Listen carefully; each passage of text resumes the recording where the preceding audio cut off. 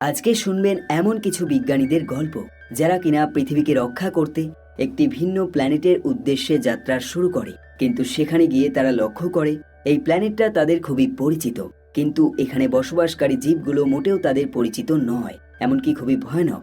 এবং এরপর তাদের সাথে কি ঘটে সেই সব কিছু দেখবেন আজকের এই ভিডিওতে। হাই, দিস ইজ নবীন and you are watching best of Hollywood. আর আজকের মুভি প্রজেক্ট জেমিনি। মুভি শুরু হয় ভবিষ্যতের পৃথিবীকে দেখিয়ে, যখন পুরো পৃথিবী প্রায় ধ্বংসের মুখে চলে এসেছে।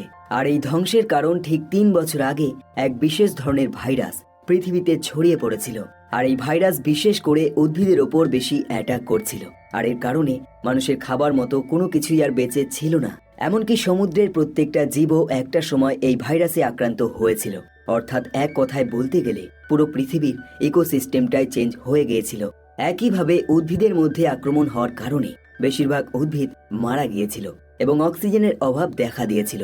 আর এই কঠিন পরিস্থিতিতে বিজ্ঞানীরা হাজার রকম চেষ্টা করেছিল এই ভাইরাসকে নষ্ট করার, কিন্তু তারা কোনো রকম সফলতা পায়নি, যার ফলে বেশিরভাগ মানুষই বিশ্বাস করে নিয়েছিল তাদেরকে এভাবেই মরতে হবে এবং তাদের পৃথিবী এভাবেই ধ্বংস হয়ে যাবে। কিন্তু বর্তমানে তাদের মনে একটি নতুন আশার সৃষ্টি হয়েছে, আর এই আশা হলো ডক্টর স্টিভেনের তৈরি প্রজেক্ট জেমিনি।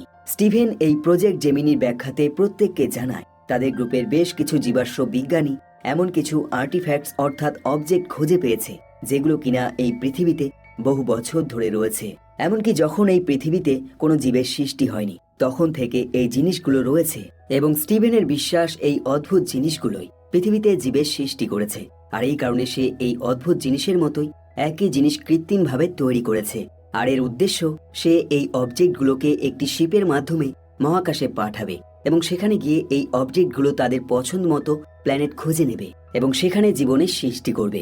আর এইসব বলে স্টিফেন জানায় এই ব্যাখ্যা অনুসারে এটাই প্রমাণ হয় যে পৃথিবীতে জীবের সৃষ্টি করেছে এলিয়েনরা, কারণ তারাও এমনভাবে স্পেসশিপের সাহায্যে এই অদ্ভুত জিনিসগুলো এখানে পাঠিয়েছিল এবং তারপর থেকে এখানে জীবের সৃষ্টি হয়। স্টিভেন আরও জানায় এই মিশনে ডাক্তার, মিলিটারি, পাইলট এবং ক্রু মেম্বার প্রত্যেকেই থাকবে এবং তাদের লক্ষ্য হবে অন্য একটি নতুন গ্রহতে গিয়ে আর্থ 2.0 তৈরি করা। স্টিভেনের ফ্যামিলি বলতে তার একমাত্র স্ত্রী রয়েছে যার নাম অ্যামি, আর অ্যামি মোটেও চায় না তার স্বামী এই মিশনে যাক, তাই সে হাজার রকম চেষ্টা করে তার স্বামীকে আটকানোর। কিন্তু মিশন লঞ্চ হওয়ার দিনে সে আর কিছুই করতে পারে না, শুধুমাত্র সেই স্পেসশিপকে মহাকাশে উড়ে যেতে দেখা ছাড়া। এখন তাদের স্পেসশিপ মহাকাশে পৌঁছালে হঠাৎই তাদের সেই আর্টিফ্যাক্টস যেটা তারা নতুন গ্রহ তৈরি করার জন্য ব্যবহার করবে তার মধ্যে ক্র্যাক সৃষ্টি হয়ে যায়। একইভাবে তাদের শিপে বেশ কিছু টেকনিক্যাল এরর দেখা দিতে শুরু করে, তাই তারা বাধ্য হয়ে তাদের এলিয়েন ইঞ্জিন টেকনোলজি অন করে দেয়। আর এমনটা করাতে তাদের শিপের চারপাশে একটি সার্কেলের মতো তৈরি হয়ে যায়, যার ফলে তাদের শিপে কিছুটা এক্সট্রা পাওয়ার চলে আসে এবং দ্রুত গতিতে এগিয়ে যায়। এখন এই সমস্যা মিটলে তারা লক্ষ্য করে তারা যেই ঠিকানায় যাবার জন্য এই মিশন শুরু করেছিল তারা সেই ঠিকানায় পৌঁছায়নি, বরং ভুল লোকেশনে চলে এসছে। এখন স্টিভেন এই শিপে থাকা ইঞ্জিনিয়ার পিটারকে খুব বেশি বকা দেয়, কারণ এই সব কিছুর দায়িত্বে সে ছিল এবং তার বিশ্বাসে কোনো কিছু ভুল করেছে, যার কারণে আজ এই অবস্থা। তাই স্টিভেন তাকে তার ডিউটি থেকে বাদ দিয়ে দেয়। বেশ কিছু সময় পর স্টিভেন কিছুটা রেস্ট নেয় এবং তার স্ত্রী অ্যামির কথা কল্পনা করতে শুরু করে দেয়। একই সাথে সে প্রথমবারের জন্য সেই কৃত্রিম আর্টিফ্যাক্টসটা অ্যাক্টিভ করে। সে লক্ষ্য করে কয়েক সেকেন্ডের জন্য একটি মানুষের আকৃতির কিছু তৈরি হয়েছিল, কিন্তু সেটা সঙ্গে সঙ্গে ভ্যানিশ হয়ে যায়। এই সব কিছুর পর স্টিভেন তার মেম্বারদেরকে এখানকার লোকেশন খুঁজে বের করতে বলে, কিন্তু তার মেম্বার তাকে জানায় তাদের সমস্ত ডেটা অলরেডি মুছে গেছে যখন তারা সেই এলিয়েন ইঞ্জিন টেকনোলজি অন করেছিল। অন্যদিকে পিটার তার বাংকার থেকে বেরিয়ে আসে এবং তাদের এই শিপে থাকা একাধিক সিকিউরিটি ক্যামেরার মধ্যে একটি ক্যামেরা সে চুরি করে নেয়, যাতে সে সেই কৃত্রিম আর্টিফ্যাক্টসটা একা একা পর্যবেক্ষণ করতে পারে।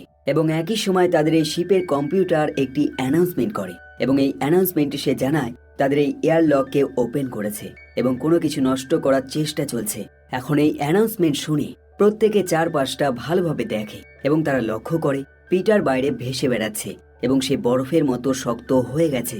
এখন এই সব কিছু দেখে ডক্টর ডেভিড মনে করে পিটার তার ভুলের জন্য নিজেকে শাস্তি দিয়েছে এবং সে ইচ্ছাকৃতভাবে এমনটা করেছে, কিন্তু ডক্টর লিওনা এমনটা মনে করে না। সে জানায় সে পিটারের সাথে দীর্ঘ 8 বছর ধরে কাজ করে আসছে এবং সে ভালোভাবে জানে পিটার এমনটা কখনোই করবে না।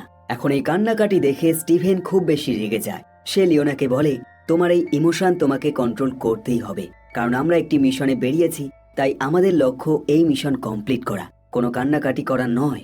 এখন এর মধ্যে ডক্টর ডেভিড স্টিফেনকে সেই গল্পটা শোনায় যখন সে তার মেয়েকে হারিয়েছিল এবং সে মারা গিয়েছিল। সে বলে, আমার মেয়ে যখন মারা যায় তখন আমি ওই মিশনের কারণে সেই জিনিসটা ইগনোর করেছিলাম এবং ভেবেছিলাম হয়তো এই মিশন কমপ্লিট করলে পুনরায় সব কিছু ঠিক হয়ে যাবে, কিন্তু তেমনটা হয়নি। বরং তার এই মিশনটা কমপ্লিট হয়নি এবং তার মেয়েকে হারানোর দুঃখ এখনো রয়ে গেছে।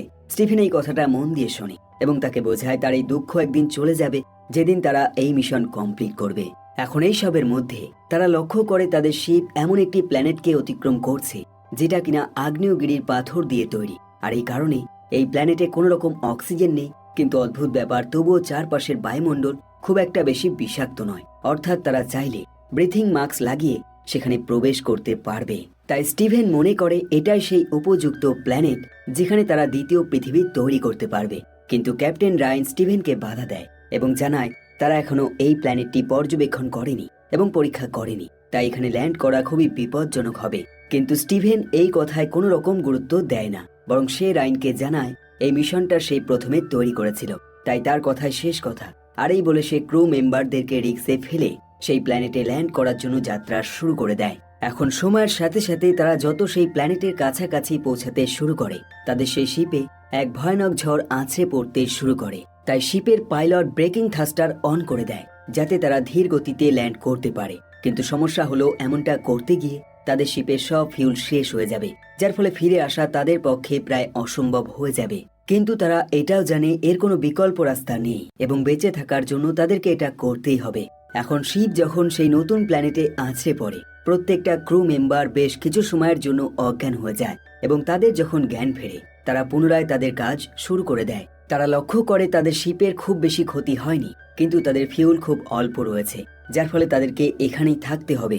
কিন্তু স্টিভেন এতে খুব বেশি হতাশ হয় না, কারণ তার মতে তারা এখানে এমনভাবেই এসছে যাতে 4 বছর এখানে থাকতে পারে। অন্যদিকে শিপের ভিতরে কিছু আঠালো জিনিস ফোটা ফোটা পড়তে শুরু করে। একই সময় রিচার্ড মাদার শিপের ভিতরটা ভালোভাবে পর্যবেক্ষণ করে এবং সে আঠালো জিনিসগুলোকে দেখতে পায় এবং একইভাবে সে লক্ষ্য করে সেখানে থাকা একটি ক্যামেরা মিসিং।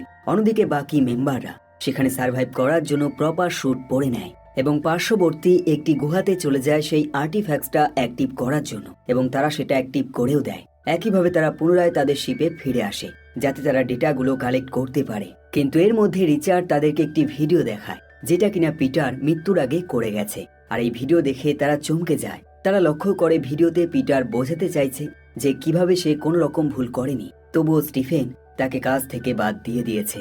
কিন্তু এসব দেখাতে দেখাতে হঠাৎই সেই আর্টিফ্যাক্টস যেটা তারা অ্যাক্টিভ করতে চায় তার মধ্যে দিয়ে কিছু অদ্ভুত জিনিস বেরিয়ে আসে এবং পিটারকে মেরে ফেলে। এখন তারা এই ভিডিও দেখে বুঝতে পারে না এটা কি করে সম্ভব এবং সেই অদ্ভুত জিনিসটাই বা আসলে কি। কিন্তু এর মধ্যে রিচার্ড তাদেরকে জানায় সে অনেক রকম ভাবে এই ভিডিওটা দেখেছে এবং তার মতে তাদের শিপ যখন পৃথিবী ছেড়ে মহাকাশে আসছিল তখনই কোনো এলিয়েন তাদের শিপে প্রবেশ করেছিল, আর এই কারণে সেই স্পেস শিপের ভুল ত্রুটি দেখা দিয়েছিল। আর এই ঘটনাতে পিটারের কোনো দোষ ছিল না। এখন এই কথাবার্তা বন্ধ হয়ে যায় যখন ডক্টর ডেভিড তাদেরকে জানায় তাদের সেই অ্যাক্টিভ করা আর্টিফ্যাক্টস অর্থাৎ সেই গোলকটি ভুল ডাইরেকশনে কাজ করছে, অর্থাৎ তাদের সেট করা প্রোগ্রাম সেখানে চলছে না, বরং একটি ভিন্ন প্রোগ্রাম সেখানে সঞ্চালিত হচ্ছে। এখন এই সব জানতে পেরে স্টিভেন সেখানে ফিরে যাওয়ার জন্য তৈরি হয়ে যায়, কিন্তু রায়ান তাকে বাধা দেয় এবং জানায় তাকে আর এই মিশনের লিডার রাখা হবে না, কারণ সে তাদের কাছে অনেক কিছু লুকিয়েছে। এবং এখান থেকে আমরা জানতে পারি স্টিফেন অনেক আগেই জানতে পেরেছিল এই আর্টিফ্যাক্টস অর্থাৎ সেই গোলকটির মধ্যে দিয়ে অদ্ভুত কিছু বের হয়ে আসতো, কিন্তু সে সেটা কাউকে জানায়নি, যার অর্থ হলো পিটারের মৃত্যুর কারণ আর কেউ নয়, স্বয়ং স্টিভেন।